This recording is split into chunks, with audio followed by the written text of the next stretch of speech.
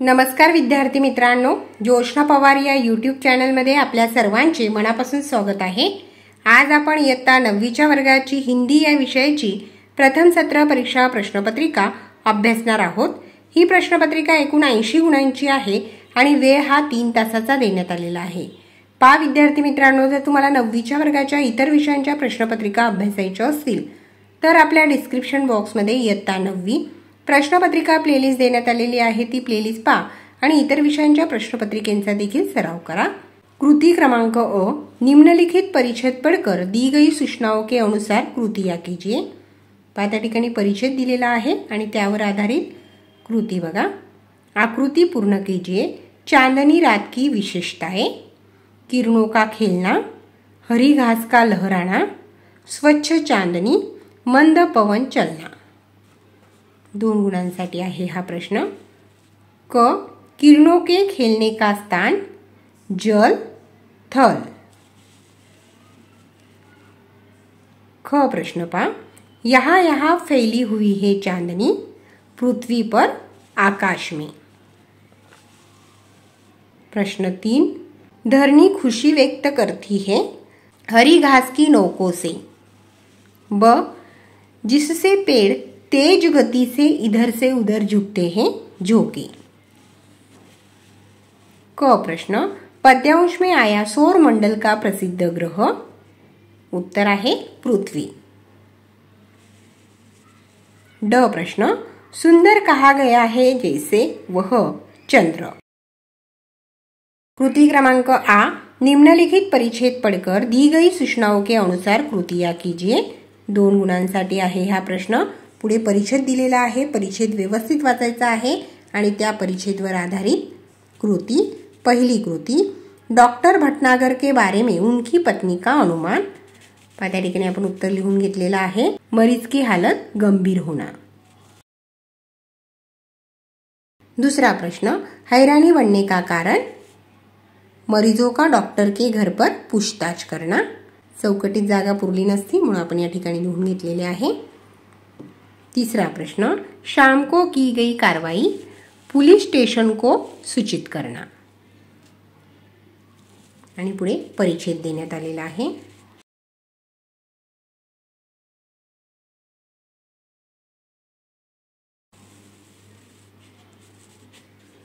व्हिडिओला घाई होत असेल तर व्हिडिओ थांबवून संपूर्ण परिच्छेद व्यवस्थित वाचायचा आहे।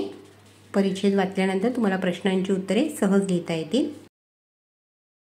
प्रश्न क्रमांक अ2, निम्नलिखित वाक्यों को परिच्छेद के घटनाक्रम के अनुसार लिखिए। 2 मार्कांसाठी आहे। त्या ठिकाणी वाक्य दिलेले आहेत पण त्यांचा घटनाक्रम चुकीचा देण्यात आलेला आहे। आपल्याला योग्य क्रमाने लिहायचे आहे। अ विधान 1 नंबर लिहायचे आहे, क विधान 2 नंबर लिहायचे आहे, ड विधान 3 नंबर लिहायचे आहे आणि ब विधान 4 नंबरला लिहायचे आहे। हा त्यांचा योग्य घटनाक्रम आहे। अ3 प्रश्न, शब्द समूह के लिए परिच्छेद में आए एक एक शब्द लिखिए। 1 गुणासाठी आहे।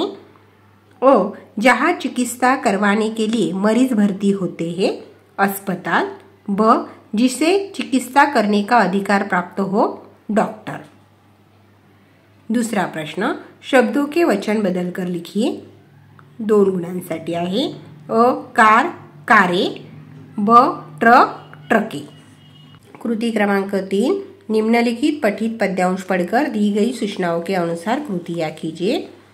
4 गुणांसाठी आहे हा प्रश्न। या ठिकाणी पद्यांश दिलेला आहे आणि त्यावर आधारित कृती। 1, संजाल पूर्ण कीजिए। कवि किताबें यहाँ रखते थे। सीने पर, गोदी में, घुटनों पर, माथे से लगाकर। ब प्रश्न, पद्यांश में आए शरीर अंग, छाती, गोदी, घुटना, माथा। विभाग 1 पूर्ण झालेला आहे। आता विभाग 2 पद्य 12 गुणांसाठी आहे। प्रश्न दूसरा अ, निम्नलिखित पठित पद्यांश पढ़कर दी गई सूचनाओं के अनुसार कृतियां कीजिए। पुढील पद्यांश देण्यात आलेला आहे, तो पद्यांश देखील व्यवस्थित वाचायचा आहे आणि त्यावर आधारित कृती। अ, तारे का आने जाने का ढंग, रात के समय, भोर होने पर। ब, ढोल का गूंज, मीठे बोल। क प्रश्न, छोटा होता है ऐसा मन का भारी तन का छोटा। दूसरा प्रश्न, मुकरियों के आधार पर निम्नलिखित शब्दों की विशेषताएं लिखिए। 2 गुणांसाठी आहे। अ तारा, रात में ही आना, भोर में चले जाना। ब ढोल, शादी के समय आवश्यक समझा जाना। प्रश्न दुसऱ्यातील आ प्रश्न, निम्नलिखित पठित पद्यांश पढ़कर दी गई सूचनाओं के अनुसार कृतियां कीजिए। पहा या ठिकाणी पुढील पद्यांश देण्यात आलेला आहे। 1. आकृति पूर्ण कीजिए। कवि ने की है तुलना, 2 गुणांसाठी आहे। जीवन की महासंग्राम से। 2. कवि जिसे मानते हैं एक विराम, हार। प्रश्न क्रमांक 3, कवि अपने आप को समाप्त करना चाहते हैं, तिल तिल कर। 4. सुख स्मृति इनको लिए है, प्रहरों के लिए, खंडहरों के लिए। और 5. कवि को अपेक्षा नहीं है इसकी, संसार की संपत्ति की। आता विभाग 3 वर आधारित पूरक पठन 8 गुणांसाठी आहे। कृती क्रमांक 3, निम्नलिखित परिच्छेद पढ़कर सूचनाओं के अनुसार कृतियां लिखिए। त्या ठिकाणी परिच्छेद दिलेला आहे आणि त्यावर आधारित कृती। कबीर की विशेषताएं, फकड़ाना स्वभाव, मस्ती, तेज, वाणी। प्रश्न, कबीर का फकड़ाना स्वभाव विषय पर अपने विचार 25 से 30 शब्दों में लिखिए। पहा पुढे सूचना दिलेली आहे, ती सूचना व्यवस्थित वाचायची आहे आणि त्यावर आधारित कृती पूर्ण करायची आहे।